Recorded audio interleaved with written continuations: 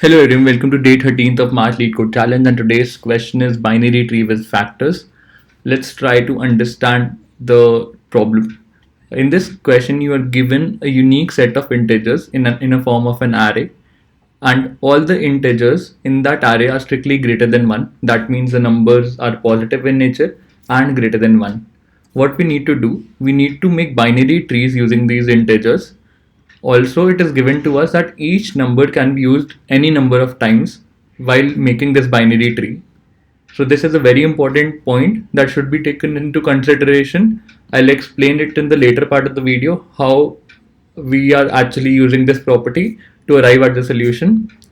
Also, each non-leaf node should be equal to the products of its children, product of the values of its children. So each non-leaf node in the binary tree should be equal to the product of its leaf nodes, that would be its children obviously. What we need to return? We need to return the number of binary trees that we can make. Also, since the count can go exceed the integer value, we have to do a modulus of 10 raised to the 9 plus 1. So let's try and understand the two examples that are stated here. The first one is 2, 4. How many trees can we make out of these using these two integers? 3. How? The first one, the 2 acting as a root, 4 acting as a root, and the third one where 4 is the root and it had two children, 2 and 2, both on its right and left side. Let's walk through the second example. 2, 4, 5, 10. How many trees can we made? 7. How? For the first one is true, 4, 5, 10, all of them treated independently. Then we have 4, 2, 2. So this is the root, this is the left child, and this is the right child. Followed by 10, 2, 5. 10 is the root, 2 is its left child, 5 is its right child. Again 10, 5, 2. 10 being the root, this time 5 being its left child and 2 being its right child. So let's quickly understand the algorithm using the presentation that I have created for this. This is slightly tricky problem, not that easy to grasp in the first go. So let me just take a pen here and let's start. So let's draw inferences from the description that we discussed. Each leaf node should be equal to the product of its values of its children. That signifies the tree can have at max 3 nodes. So this one being 10 and then 2 and 5. So if there are more leaf nodes, then this condition will become falsy, and it is also given to us that it's only the binary tree. So the inference that can be drawn using this statement is that the tree will have at max 3 nodes in it. Also, it is given to us that you can use the array elements any number of times. I'll explain this part in the later part of the video. So let's go through the test cases. I'm just repeating whatever we discussed. So this is 2, 4. So this is 2 independent trees, and then we have 4, and both its children are 2. So the total number of possibilities become 3. Then let's talk about the second case where we have 2, 4, 5, and 10. I'm just showing the pictorial representation of these trees. Then we have 4 here, then its left child is 2 and right child is 2 again. Then this is 10, 2 and 5, and 10, 5 and 2. In totality, the number of cases become 4 here, 1, 2 and 3. 4 plus 3 becomes 7. The answer is 7. Let's talk about this case. This is a very interesting case, and let's try to understand what are the possible ways in which the binary trees can be generated. The answer is 8 here. How? The first one is 2, then we have 4, and then we have 8, all of them treated independently. Then we have 4, 2, 2. So tree would be something like this: 4, then 2, then 2, and then we have 8, 4, 2. So we'll have 8 as the root, 2 here as the left child, and 4 as the right child. Then let's swap these two. Then what does it mean? 4, 8, 4, 2. And there are 2 more cases, which is the interesting case. The property that any element can be used any number of times we are using that property to get one more possible solution. So 4 can also be generated using 2's. 2 into 2 gives us 4. So this adds to one possibility again. So now we have 4, 8 as root, 2, comma, 2 into 2, which turns out to be 4 again. So in how many words 4 can be generated? 4 can be generated in 2 ways. Therefore, it adds up as one more possibility. Similarly, you can swap these two, and the other possibility would be 8 here, 2 into 2, and then the right child would be 2 here. So this is how we get 8 cases in totality. So let's try and understand the algorithm. How are we going to solve this? We'll be solving this using the map technique. The map will be of type, the first type, the key would be integer, and second would be again integer or long, so as to take care of the border cases, or long.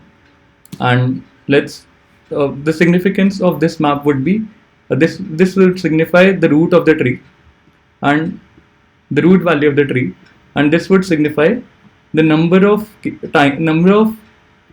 possibilities in which this root can be achieved.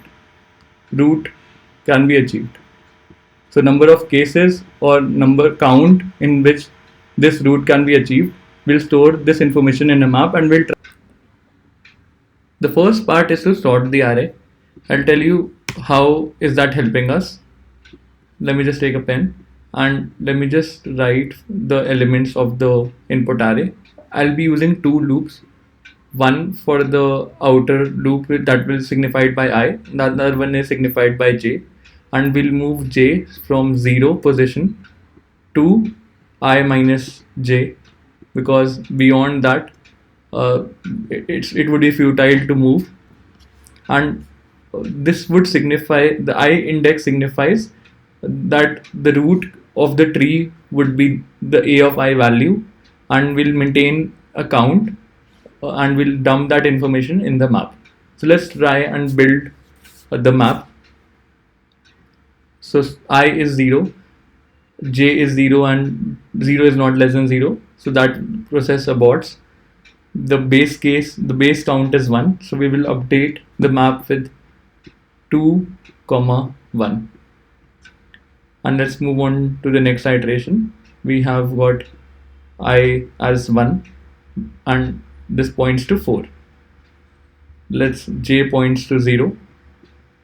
J is less than 1, that's true. And now comes the condition, whether this value is divisible by this value. If that is the case, then this becomes the first contender of the product, and the second contender would be a of I by a of j. So eventually what we are trying to build, a tree with a of I as value, and two of its children would be a of j and a of I by a of j. So this is the second child, a of I by a of j, and the left child is a of I, provided a of I modulus a of j is 0, because that would only make the product as a of I. So let's try this logic on these two variables. 4 modulus 2 is 0. That signifies that a of j is could be one of the contender, provided a of j, this value a of j by a of I by a of j is present in the map. So please try and understand this logic.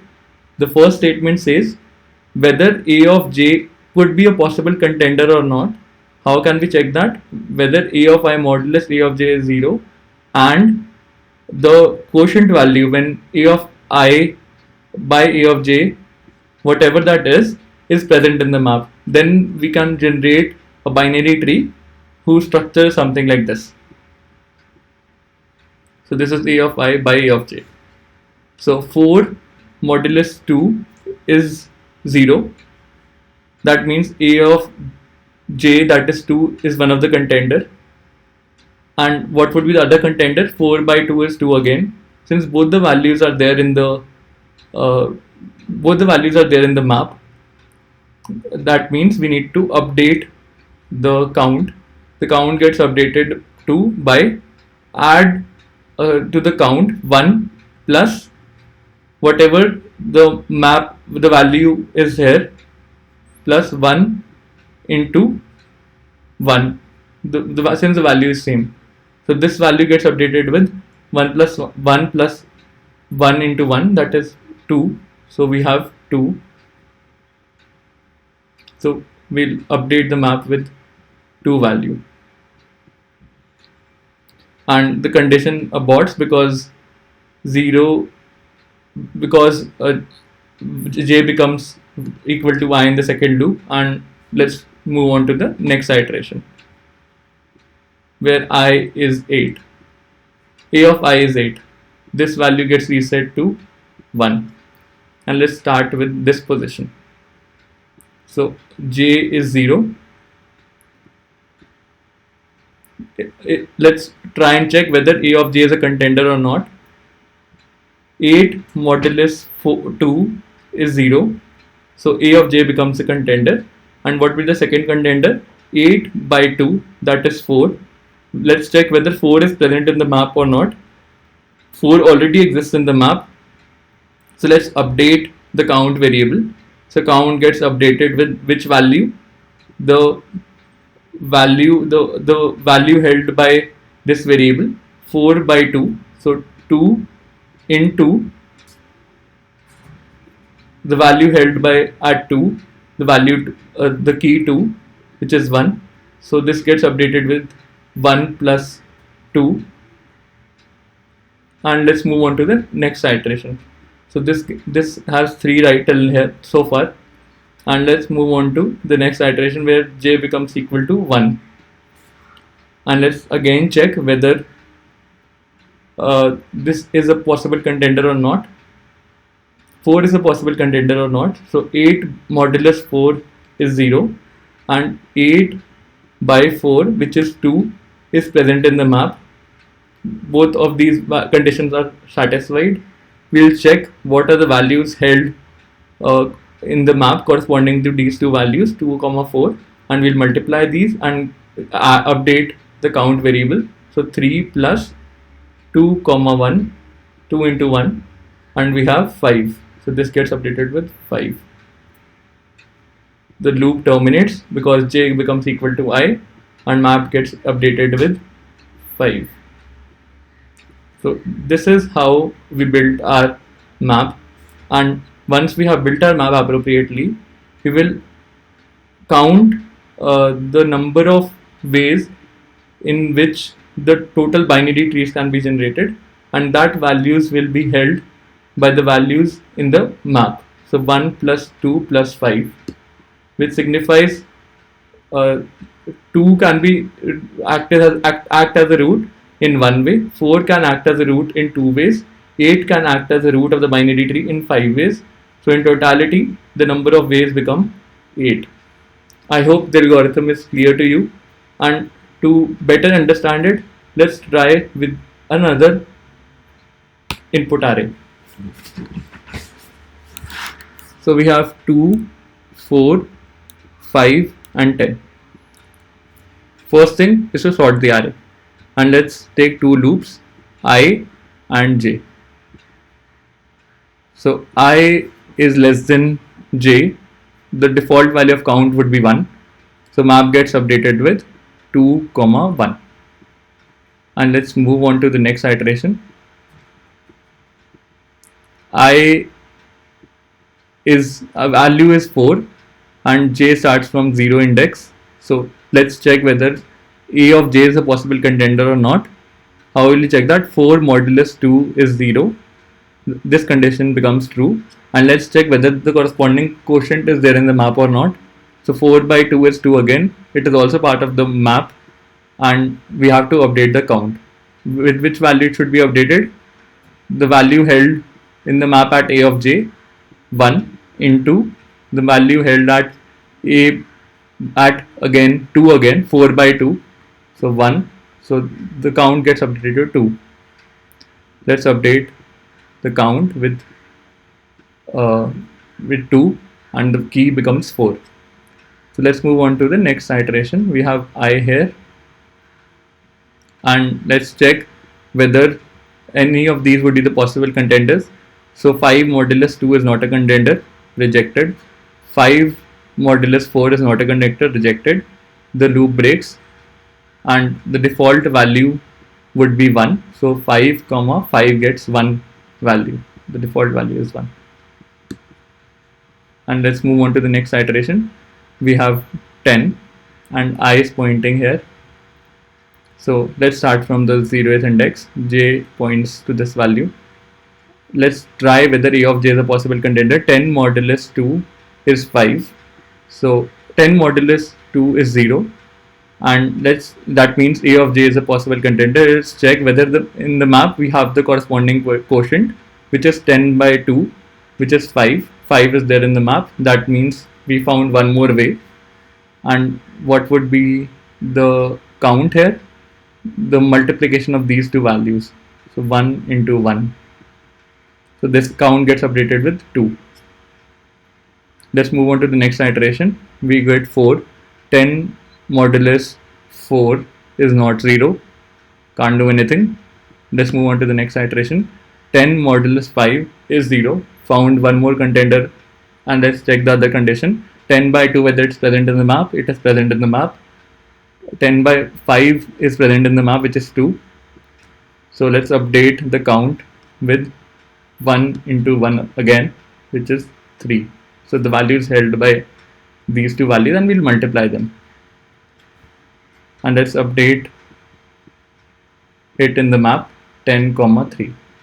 So let's try and build the solution. The count would be the sum of all the values. So 1 plus 2 plus 1 plus 3. 3 is, this is 3, this is 6, and this is 7. The answer becomes 7.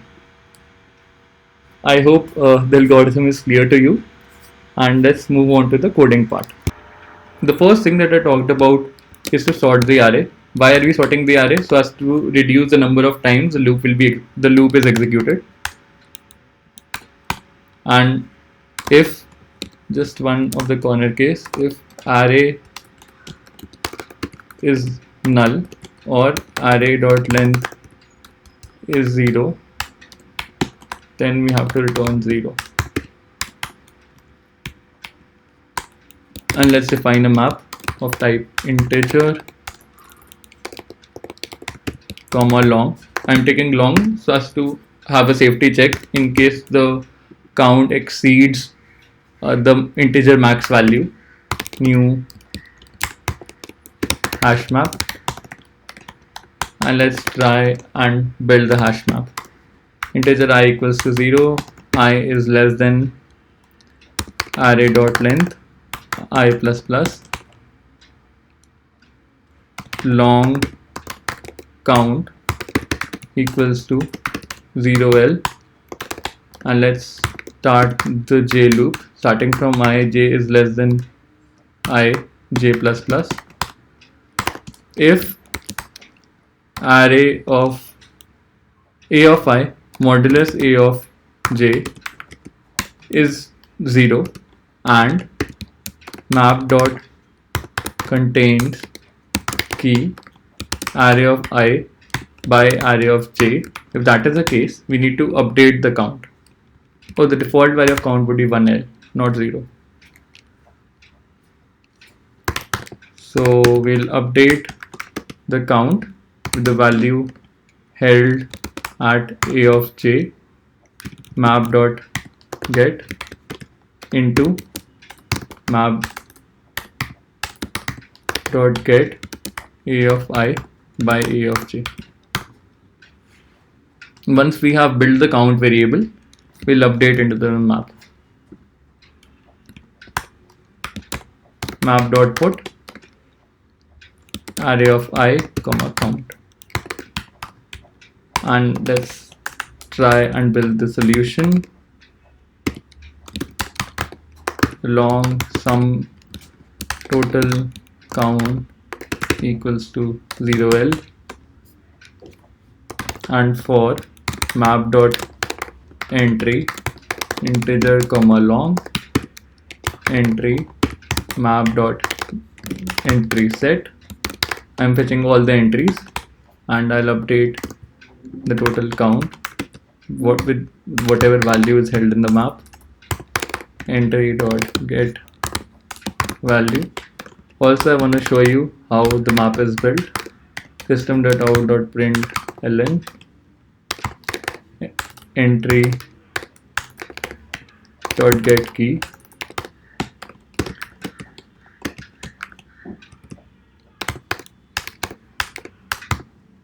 Entry dot get value, and once we have that,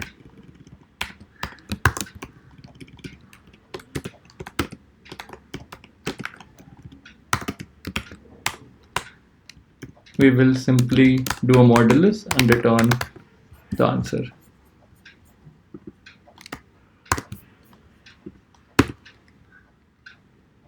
Int value of total count modulus 1 2 3 6 7 8 9. This should work, and let me just run this.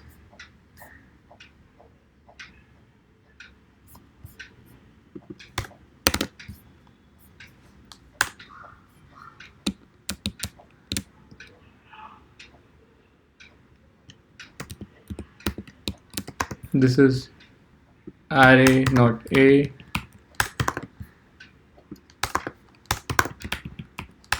sorry for that.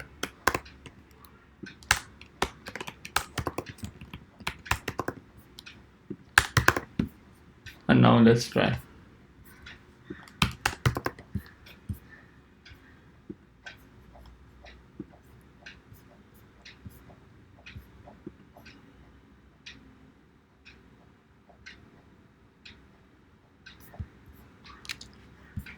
Let me just put one extra space here. So the root that can be achieved with value 2 is 1 time, and root 4 can be achieved 2 times, value is 2. In totality, the sum becomes 3, and your answer is 3. It matches. And let me just submit it. Accepted. What would the time complexity of this approach? The time complexity is order of n square. Also, you're using sorting, so this would take n log n, and this would be n square. And the hash map for the space, it takes order of n, where n signifies the number of elements in the array. So let me just write tc order of n square, and sc would be order of n. Hope you enjoyed this question, and if you have any doubts with respect to the solution that I propose, please feel free to ask. Thanks for watching the video. Please don't forget to like, share and subscribe this.